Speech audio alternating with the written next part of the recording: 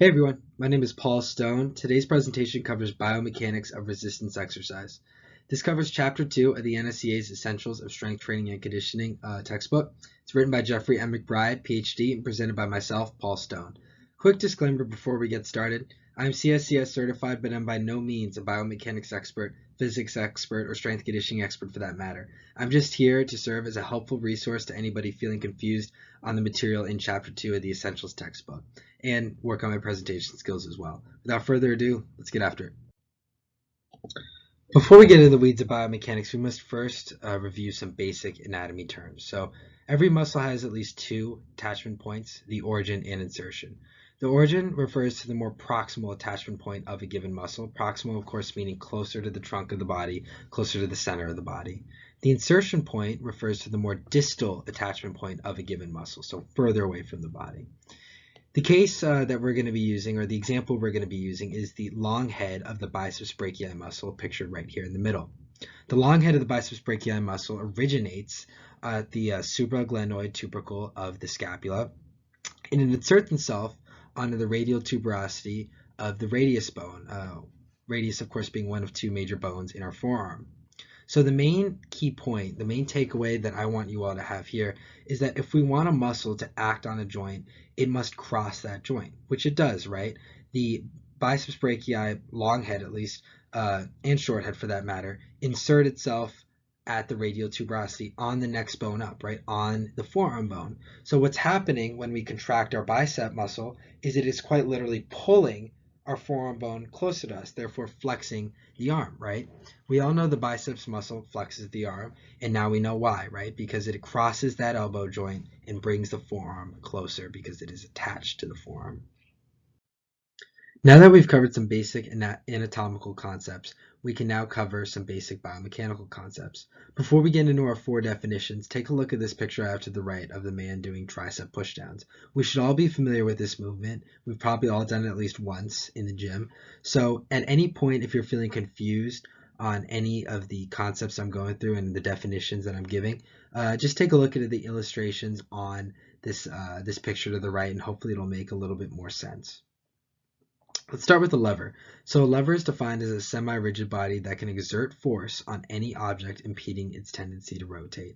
That might seem a lot more confusing than it really is. Let's just stick with an example for now. In this case, our example, the lever is going to be the entire arm. The fulcrum. The fulcrum is going to be the pivot point of a lever. So what are we trying to accomplish when doing a tricep pushdown? We're trying to accomplish elbow extension, right?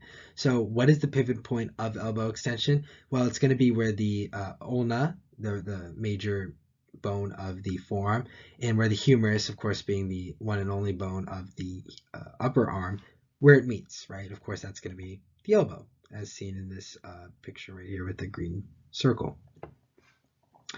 When we resistance train, we're always going to encounter some form of resistive force, right? Resistive force is force generated by a source external to the body that acts contrary to muscle force. So we're about to get into muscle force, right? But let's take this very obvious example here of a tricep pushdown. What do we think the resistive force is coming from? What do we think it is? It's obviously going to be that cable pulling our hands up while we're trying to resist that force by extending our arms and pushing our hands down. That can be seen with an arrow, right? Because the resistive force is pulling us up.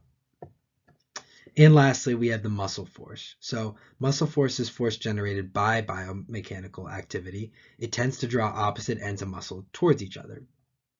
So the example, of course, well, what do we think it is, right? It's a tricep pushdown. Where's the muscle force coming from? It's coming from the triceps, right? It's pictured here with an arrow actually pointing up. Now, in reality, we take a muscle fiber, right, and it's contracting. Both ends are getting pulled towards the midline. But why do we have an arrow pointing up? Well, you see all three heads of the tricep form into a thick tendon that inserts on the olecranon of the ulna. The ulna, of course, being a major bone of our forearm. So actually, when the triceps contract and get shorter, it's pulling the insertion point towards, or rather, it's pulling the insertion point into elbow extension, right? So that's why I have that arrow pointing upwards, right? Because as it pulls, it's pulling that insertion point until that elbow achieves full extension. Now that we've covered some basic biomechanical definitions, let's actually try to take it one step further with these illustrations, illustration A and illustration B. I want you to use your imagination. I still want you to think that a tricep pushdown is occurring with these two illustrations. Even though you can't see the cable, let's stick with triceps pushdown. So the lever, it's going to be the arm, right? We've covered this. It can be shown right here, illustration A and illustration B.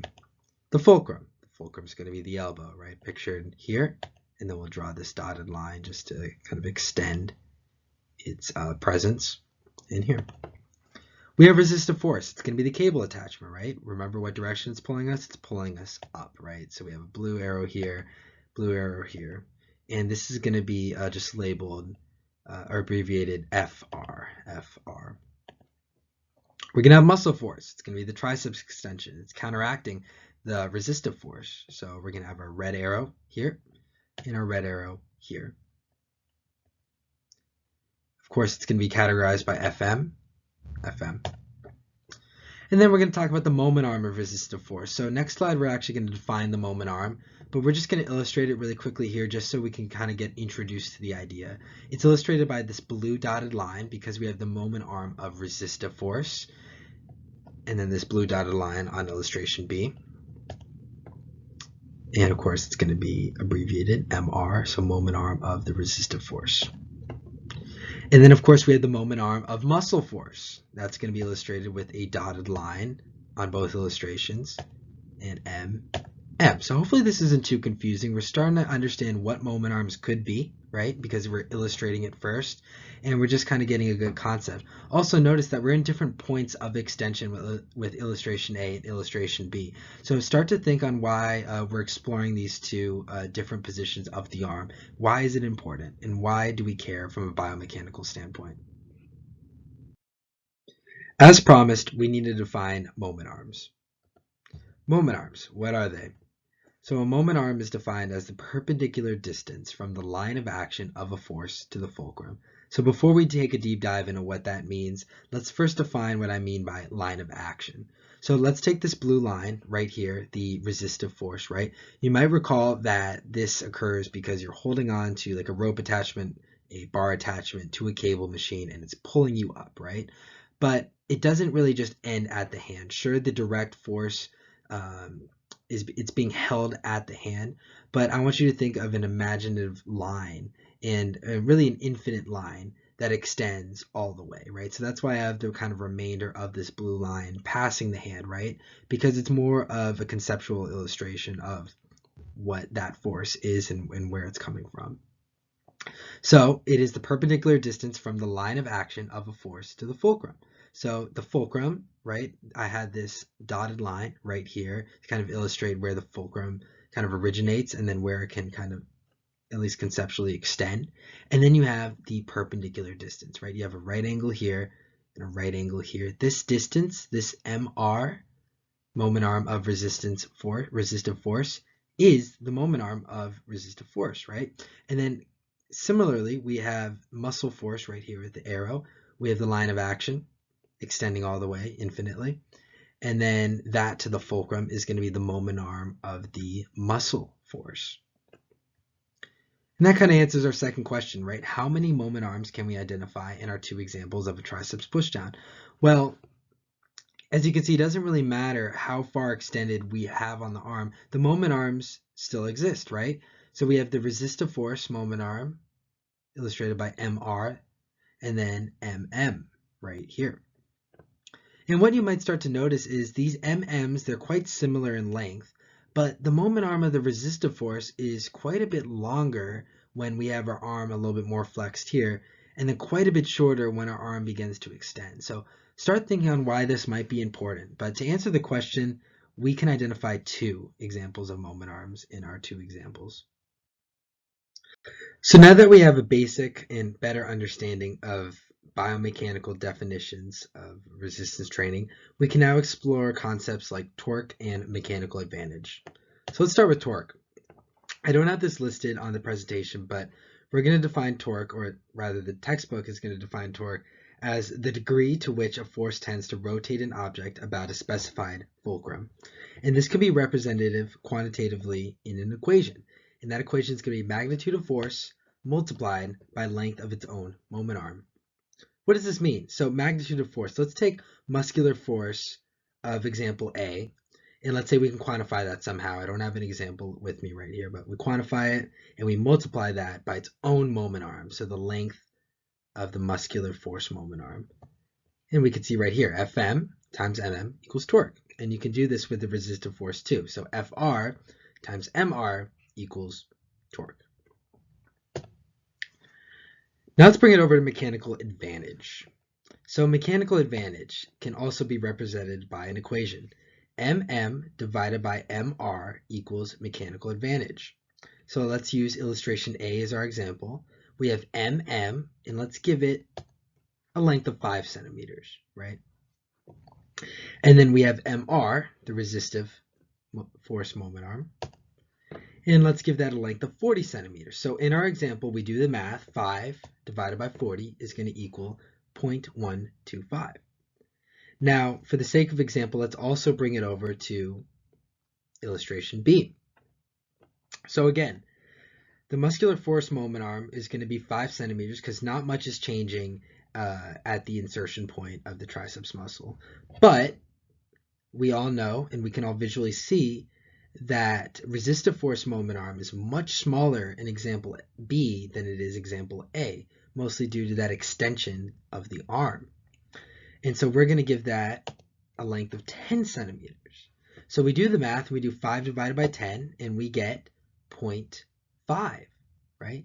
So we can say that because 0.5 is greater than 0.125, we can confidently say that lever B is at a greater mechanical advantage than lever A. But what does this mean? I want you all to take this into more of a practical setting. Let's say we're doing triceps pushdowns. We all know that if we are in the position of position A, it's going to take a lot more muscular force in order to continue to extend our arm from this position than if we were almost to the end of our rep, right? Our arm is almost extended. We do not need as much muscular force in order to produce that amount of movement in our arm. So we can say that we're at a greater mechanical advantage at example B than example A. And now we know why. I'm sure you've heard about lever classes at some point while studying for the CSCS. And now that we've identified our basic definitions and basically where the resistive force, the muscular force, the fulcrum, the lever itself, what it all is and how we can find it, it'll be easier than ever to identify what class lever we are observing. So I have 3 examples. I have a tricep pushdown. This is the example we've been using before. A calf raise, a standing calf raise, and a biceps curl. So just imagine this guy, he's holding a dumbbell, a barbell, and he's doing a curl now, not a tricep push down.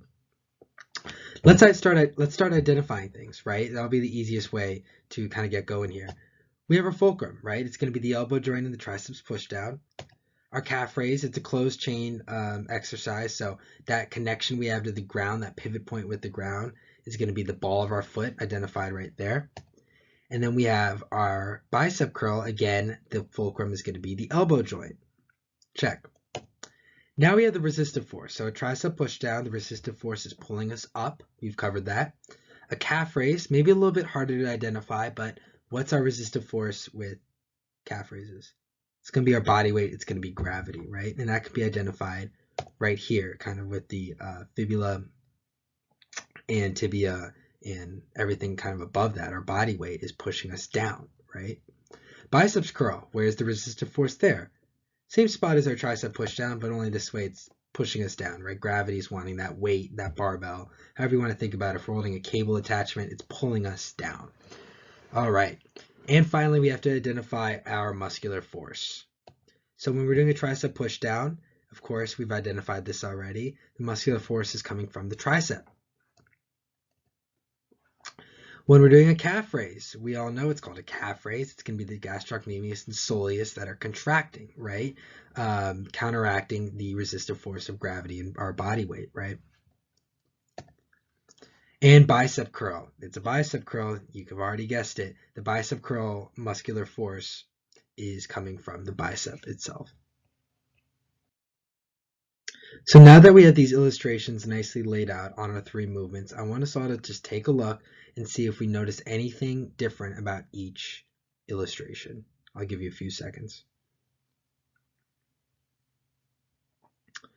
Okay, before I tell you what to look out for, I just want to make a quick note. I've been calling the resistive force for quite a bit throughout this presentation. Resistive force is also known as load. The muscular force is also known as effort. So I'm going to be using these terms now for just to be concise. So notice on the triceps push down, we have our fulcrum in the middle and then our effort and load on either side. That might be something of interest. Fulcrum in the middle, load on the right, effort on the left. Our calf raise, we have the load in the middle, our fulcrum to the right, and the effort to the left. And then on our biceps curl, we have our effort in the middle, our fulcrum to the left, and our load to the right. And I think this is particularly interesting, right? Because the biceps curl and the triceps push down are using the same lever, right? We're using the arms, but because we are more concerned about what direction our resistive force is pointing towards, and then what muscle, where we actually getting our effort from, it's going to be an entirely different leverage system. So without further ado, let's take a look at our main acronym, FLE 1, 2, 3. Basically what that means, if your fulcrum is in the middle, it's going to be a first class lever. If your load is in the middle, it's going to be a second class lever. And if your effort's in the middle, it's going to be a third class lever. Now, I wish I came up with this nice acronym or kind of trick, whatever you want to call it, but I have to give credit to the Ultimate Guide to the CSCS exam. Highly recommend you all read it. It helped me a lot for passing my exam. It's by Julian Corin. So I hope this acronym and these explanations made a lot of sense to you. In my next video, we'll be covering more subjects on Chapter 2 of the Essentials book. Thank you.